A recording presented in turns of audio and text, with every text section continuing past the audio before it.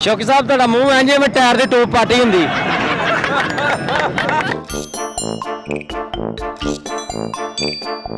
अस्सलाम वालेकुम नाज़रीन, तुसी वेख रहे हो डेली पाकिस्तान। मैं हाँ तुहाडा होस्ट ते तुहाडा दोस्त शौकी प्राहुणा। नाज़रीन किधरे ऐसी वैसी गल होवे प्राहुणा उत्थे ना पहुंचे कभी हो ही नहीं सकता। अज असीं तुहाडी मुलाकात उन्हां लोकां नाल करावांगे नाज़रीन जिहड़े मैदानां दे विच घर बना के ते सानूं बाइज्जत तौर तरीके नाल अंदर भेज दिंदे ने, यानी मिस्त्री ते मजदूर।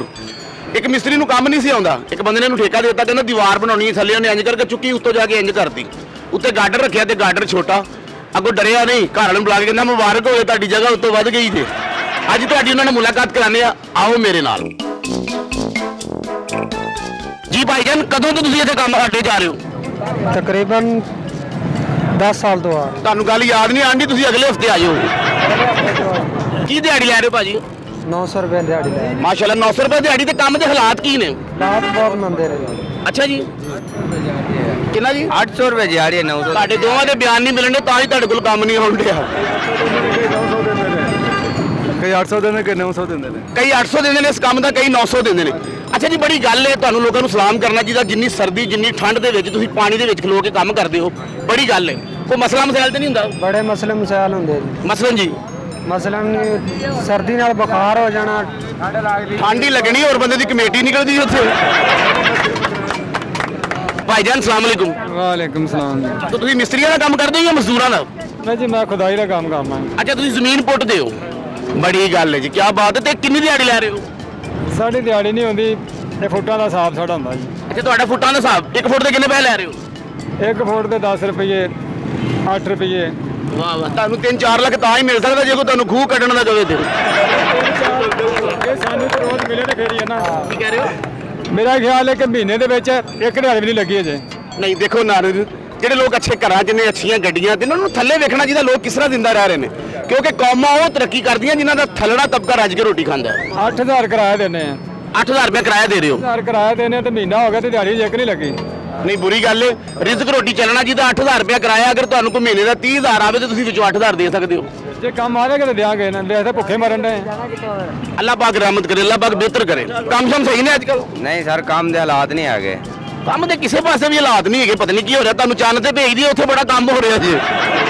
ਭੇਜ ਦਿਓ। ਹਾਂਜੀ ਉੱਥੇ ਹੀ ਭੇਜ ਦਿਓ। ਭਾਈ ਸ਼ਕਲ ਤੋਂ ਇੰਜ ਲੱਗਦਾ ਨਾ ਜਿਵੇਂ ਪੇਂਡੂ ਬਹਿਰੇ ਨੇ। ਇਹੋ ਜਿਹੇ ਬਹਿਰੇ ਨੂੰ ਕੜਾਈ ਕਹੋ, ਬਿਰਿਆਨੀ ਕਹੋ, ਸਿਰਫ ਸਾਗ ਲਿਆ ਹੁੰਦਾ।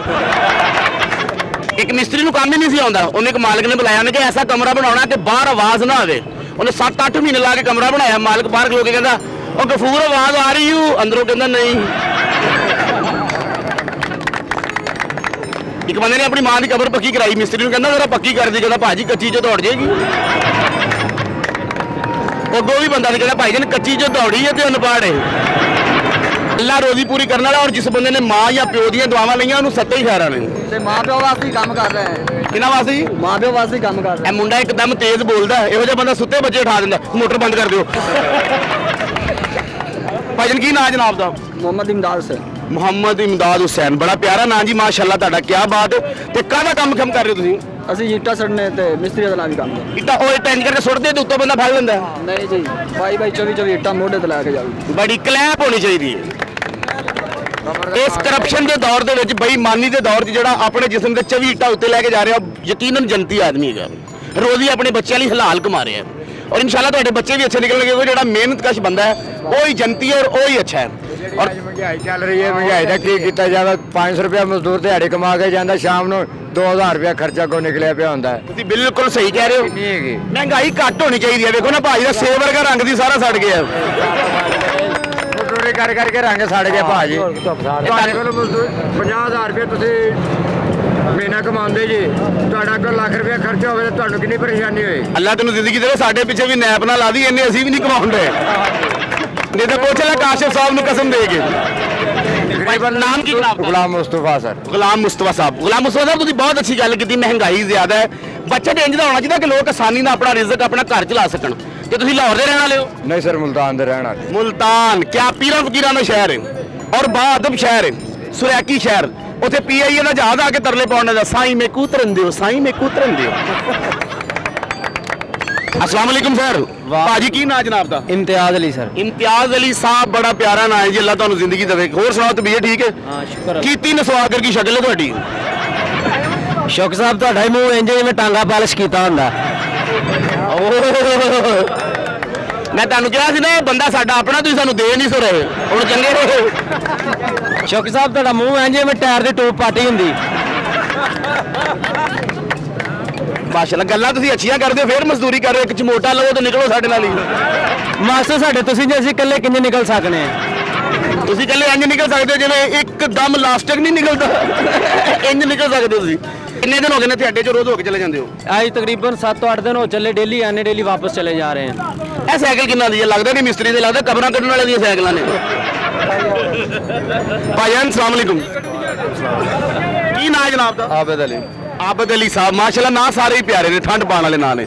ਆਬਦ ਅਲੀ ਸਾਹਿਬ, ਤੁਸੀਂ ਮਿਸਤਰੀਆਂ ਦਾ ਕੰਮ ਕਰਦੇ ਹੋ ਜਾਂ ਮਜ਼ਦੂਰਾਂ ਦਾ?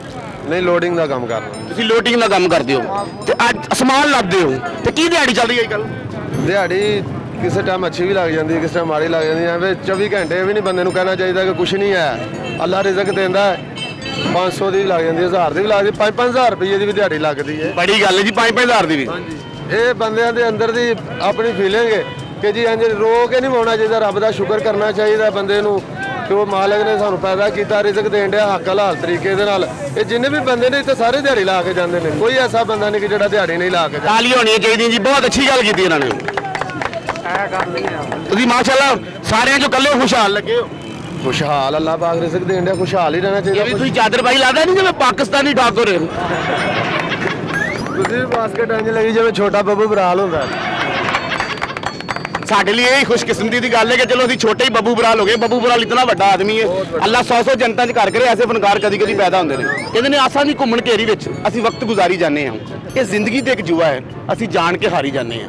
ਹੱਸਦੇ ਰਹੋ, ਮੁਸਕਰਾਉਂਦੇ ਰਹੋ, ਸਲਾਮਤ ਰਹੋ ਤੇ ਵੇਖਦੇ ਰਹੋ ਸ਼ੌਕੀ ਪ੍ਰਾਹੁਣਾ।